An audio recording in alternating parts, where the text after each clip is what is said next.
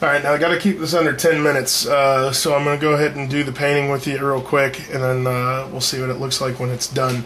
What I did was I put a little bit of the brown, which is the burnt sienna, and then the metallic antique copper. I got both of these from Walmart. I think it was $1 and something for the metallic color, and then like 98 cents for the smaller one. I just got a plastic or a styrofoam container here so to apply the paint to, and what I'm actually going to do is like a dry brush technique. I do this a lot with like model cars and stuff. When you want to do the engines and things like that, you do like a black undercoat and then a dry paint over the top. So like I said, first I'm going to start with this and then paint that over top of it once this is dry, and then the second one, the second spot, I'm actually going to mix the two and then just do one single coat over that. So if I take a little bit of this here and get it on a rag or something, and then almost wipe it off to where it starts coming dry on a board like this. Once you get it to where it's starting to wipe dry, just come in here and kind of paint, just rub it over top of it. Get it on there a little bit.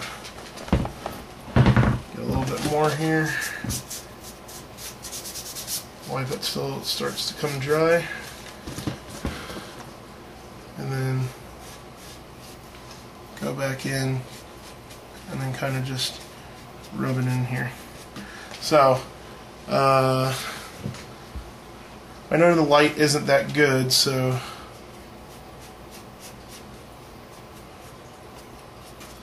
I will show you in just a second. This stuff doesn't take long to dry either, so you won't have to wait very long. And it's also like semi-permanent, so it also comes off pretty easy. So you might want to just, once you get it painted, leave it on the shelf and not mess with it too much.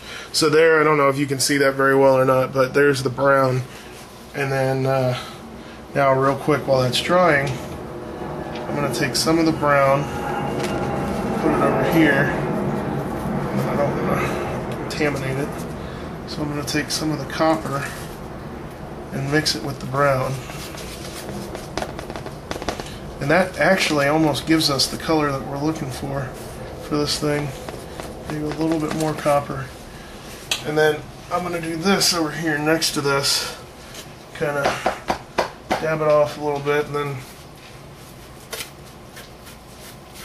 come in here and wipe it in and then dab it off.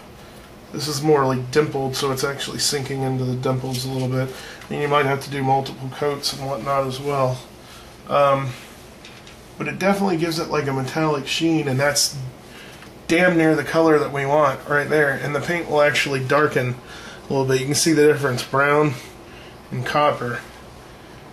And then this brown is pretty much dry, so I'm going to take a little bit of the copper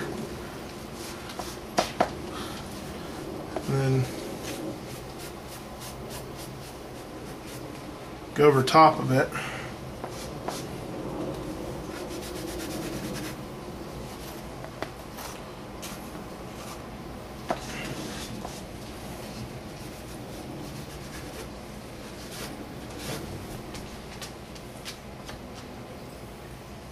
And I'm almost thinking that's the way to go, because this is dry. So, I mean, I've got paint on my hands a little bit, but here on my thumb you can see that it's dry. This shines a lot, and this is more of a matte colored with just a little bit of like an underlying copper tone to it. So it's definitely got a bit of a shine, like a bit of a metallic look to it, but it's not as bright as this. This looks like almost like a penny would be. Not a brand new penny, but a fairly used penny, but it's got a lot more shine to it than you would expect a mask that was used in battles and shit like that to have. So I think I'm going to go with this. So I'm going to sign off for now. As you can see, my mask is still silver. This is a $280 mask I bought from online. I'm going to tape off the lenses, the lasers, and then I'm going to take the black spray paint and spray paint the whole thing outside so that I have a starting coat of black. Then I'm going to take the brown and dry brush the entire mask brown, and then take the antique copper and do a wash over the whole brown mask with the antique copper.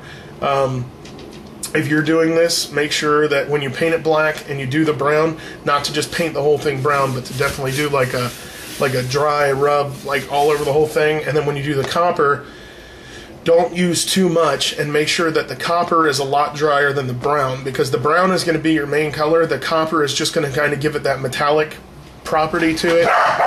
Thank you, dogs. And then at the same time, if you have to add some highlights in, like here around these seams and whatnot, you could probably mix a little bit of black with the brown, or even take a dry amount of black and just kind of go in here and just get some of the, pick up some of these highlights and lowlights. So anyhow, I'm going to sign off. I'm going to go outside. I'm going to spray paint this thing, and then we'll see what we come up with after that.